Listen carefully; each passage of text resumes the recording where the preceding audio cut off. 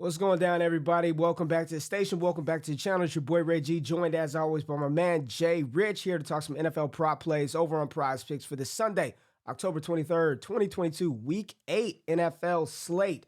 Week 7. Week 7. Week Week 7. 7. Week Week 7. I 7. keep trying to push it. I'm thinking college football, man. Week 7 Yes, sir. NFL slate. Quick recap of the plays that we discussed on the last episode. We went 2 for 2 last Sunday. Breece Hall's rush attempts over 12.5. He crushed that. Zach Ertz over 7 targets. He crushed that after starting off with 0 targets in the first half. It was a sweat, but he cruised past that 7 target number. We did miss Julian Love tackles and assisted tackles. It was at 5.5. We had it at 5. He had 5 in that game. And then Ramondre Stevenson, over 79.5 rushing yards. This damn dude had like 76, man. It was supposed to be the Rhinos Day, and he didn't get it done. But we went back to the model. We grinded the slate. We got some good plays that we're going to discuss today, so get them locked in early. As always, we talk through our process. We give you our plays. We tell you what the model says. Take what you like, leave what you don't. We don't recommend taking every single play that we say and throwing it on one slip. I mean, if that's what you choose to do, bankroll management, that's up to you, but that is not what we recommend. So we got 2 core plays. Then we're going to run through some other lanes that we have to either direction, whether that's more or less. So, Jay, let's go ahead and pull it up, and I'm going to let you start it off and get to it, man. Where we starting at today? All right, we're going to start with Nick Chubb versus the Baltimore Ravens today. The over on his rushing yards. Big fan of Nick Chubb today. The big thing here, and the reason why I like this play so much, is because 3 players have gone over this number versus the Baltimore Ravens. It's Ramondre Stevenson, Joe Mixon, and Saquon Barkley. All 3 of these players had 12 or more carries, the only players to have 12 or more carries against the Baltimore Ravens this season, and all 3 of them went over this number. Nick Chubb's over-under for carries is 15.5. We know that Nick Chubb is a workhorse and will get tons of work today. On top of that, Nick Chubb leads the NFL in 20-plus yard runs with 7 through 6 weeks, and if that was listed within the NFL ranks, he would be 5th in the NFL amongst teams in 20-plus yard runs. I love Nick Chubb's over 72.5 today on Prize Picks. Probably my favorite play. We have a massive edge on this one. I believe it's our highest edge on the board that we have. So big fan of Nick Chubb this week. I think he will have a monster game against the Ravens. Man, I like Nick Chubb. I like the yards. I took Nick Chubb to score a rushing touchdown in this one as well, Jay. He's just been money. I know he didn't get one versus New England, but 2, 1, 1, and 3 versus the Jets. He's averaging about a touchdown per game, but the 72 yards versus Baltimore, team that they probably want to get to the run as well. I do Yep. like this play quite a bit. We're going to stick with the running backs because when I saw this number, I immediately was like, this is way too low. My number one play for me on the model is Tony Pollard, more than 34.5 rushing yards. I actually locked this in about 5 different ways last night and woke up expecting it to be bumped by Prize Picks. And let me go to FTN's prop shop real quick and see where the books have Tony Pollard in his rushing yards this morning.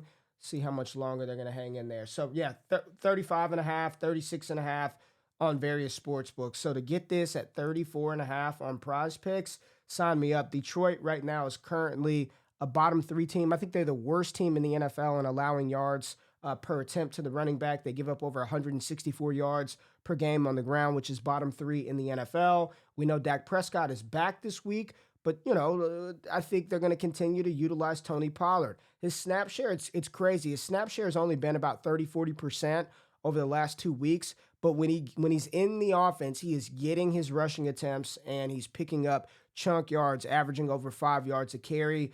I think this number is way too low for Tony Pollard versus Detroit. I like it more than 34.5. Yeah, I'm with you 100%. Dak's first game, I understand that they can throw the ball, but I think they probably should lean on the running game with how bad Detroit's been this season. 34.5 is very reasonable, and we know that Tony Pollard is a guy that can break off a big run with ease. So I do really like that number a lot. I think that's a great one to pair with Nick Chubb. We're all in on the rushing yards, but Ray, I want to present to you one passing yards play that I was on really early, and we got a really good number for it We early in did. the week. I believe you said that we got 239.5. Now it's up to 248.5. I'm talking about Matt Ryan over his passing yards, 248.5. He threw for 387 and 2 touchdowns last week. And this week he plays Tennessee Titans. Tennessee Titans, since week 3, have allowed 340 yards through the air. As you can see, Matt Ryan's gone over this number in 3 straight weeks. Jonathan Taylor is back, and so I understand people will think they may be leaning on him, but this not a high ankle sprain gives me some pause as to whether or not Jonathan Taylor will be heavily utilized in this one. Tennessee also has the number one ranked defense, only allowing 53 yards per game on the ground since week 3. So you have the worst passing offense, allowing the most yards to quarterbacks, and the best rushing defense is probably a recipe for success and an over for Matt Ryan. I do really like this number, and I also like Alec Pierce over 45.5 receiving yards. Titans allow 209 receiving yards per game, 2 wide receivers. I think Alec Pierce is a guy that can get it done this week and gone over in the past 4 weeks. Even though last week was a bit of a down week for him, he did get in the end zone and, like I mentioned, has gone over in the past 4 weeks. So I do like both those numbers quite a bit in kind of a Matt Ryan play is the core play, and Alec Pierce if you want to stack him with the wide receiver. So Matt Ryan is a core, Alec Pierce with a lean. Yeah, we got 240, 239 and a half earlier this week, and we locked that in. Phillip Walker, we also got him at 155, under 155 and a half for Phillip Walker, quarterback for the Panthers. I think he's already down to like 140. So they've taken like 15 yards off of Phillip Walker after the trade. Since we're in the Pierce spot, no, let me not do it. Let me give you my final core play that I love. And I've got a process, Jay. Like, if I'm targeting running backs, I'm looking to see which teams are the worst teams in the NFL at defending the run. And really quickly about the Tony Pollard play, Detroit's last 2 games, 161 yards to Ramondre Stevenson and over 150 to Rashad Penny. So I want to attack another bad defense, a team that's reeling, a team that's vying for the number 1 overall pick, and that's the Houston Texans. So how do I attack the Houston Texans? No Darren Waller for the Las Vegas Raiders. The passing offense still trying to find their way, and Josh Jacobs playing like one of the better running backs in the NFL this year. So I do want to target Josh Jacobs. Now, I've missed the edge on the yards because I believe earlier this week, this thing was down at like 74 and a half and it's up to 84. So it was in the 70s. It wasn't at 84 to start the week. So we've lost some edge there. I'm not going to touch the receptions or the receiving yards, but his fantasy score, Jay, at 17. Josh Jacobs in back-to-back weeks, 34 and a half versus Denver, one of the best defenses in the NFL, and then a monster game versus Kansas City, coming off of a bye versus Houston, no Darren Waller. I expect Josh Jacobs to get as much work as he can handle. He's got about an 85+% snap share in back-to-back weeks. Houston, again, bottom team in the NFL. I think they're 3rd in the NFL in rushing yards per attempt and third worst in the NFL in rushing yards per attempt given up, and then 3rd worst in the NFL as far as rushing yards per game given up. So Josh Jacobs, he is the engine that makes this Las Vegas Raiders team work. So I'd like Josh Jacobs more than 17 fantasy score. Now, a couple of leans that I have, wouldn't recommend them as core plays, and the number has actually moved a little bit over the past couple of days. Breece Hall, 16 rush attempts. Last week, this was at 12 and a half, and I knew we would never get this number ever again for Breece Hall. But versus Denver and the Brett Ripien-led offense, I do not expect this to be a high-scoring game. I expect it to be a grinded-out, ground-and-pound game. Breece Hall is taking over this backfield. I still think this opened up at 15 and a half yards, Jay. And as soon as I saw it, I was like, over, smashing the over. Breece Hall, 16 yards, 16 rush attempts. I still like that as a lean. And also Kenneth Walker, his first start versus Arizona, 21 rush attempts. The Chargers, again, a bottom-tier run defense in the NFL. I believe they're in the bottom 25, like 25 and below, as far as rushing yards given up per game.